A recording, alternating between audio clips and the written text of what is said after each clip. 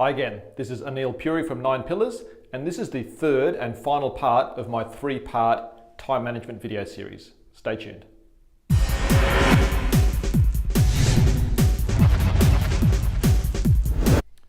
Okay, so up on the board here are the 3 areas that I'm covering in these video series.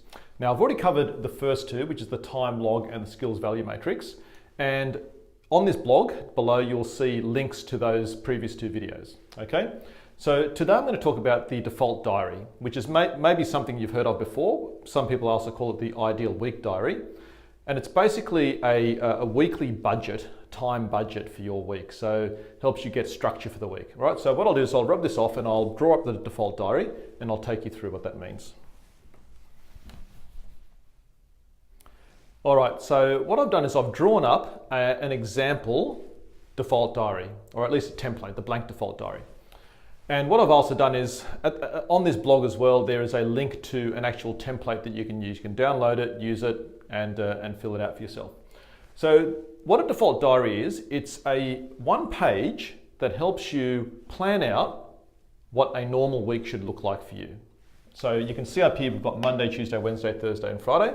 And down the page here, we have the hours of the day from 8 a.m. through to 5 p.m. Okay? So what you need to do, by going through the previous 2 stages, which is the time log, which helps you understand where your time's going, and the skills value matrix, which helps you identify the tasks that you should be focused on and what you should delegate, what you should be left with is a list of tasks that you want to focus on and find time during your week to do regularly every week. All right? So for example, you might find that on a Monday morning, you might have team meetings with either the whole team or certain parts of the team. It could be the sales team, it could be your finance manager, and so on. All right, so you might say every week you have a couple of team meetings to start the week off. All right, then you might have before lunch you might do some prospecting. All right, so this could be team meetings, this could be prospect calls, for example, all right? And then you might have other times where you might review, for example, at the end of the week, you might have a financial / week review, for example, all right? So what you need to do is just use this sheet to actually map out the main parts of your day, and your week.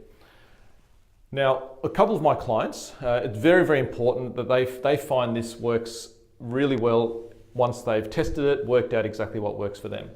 And a lot of them actually block out the first 2 hours of every day. They call it their hour of power or money time. And they might find, depending on what your focus is, but you might find that the first 2 hours of every day should be dedicated to prospecting, ringing strategic alliances, phoning past clients or existing clients, whatever those important things are for the day. Or it could be working on business development activities, systems, processes improvements, team development. All right, so it's all about working out what works for you and then finding out where you should put those during the week and just mapping it all out. So eventually you'll have blocks of time allocated. Lunch is important, so you might allocate time for lunch every day and just block out your week. All right, so very useful process and very good thought process to go through. So download the template, which is on the link below.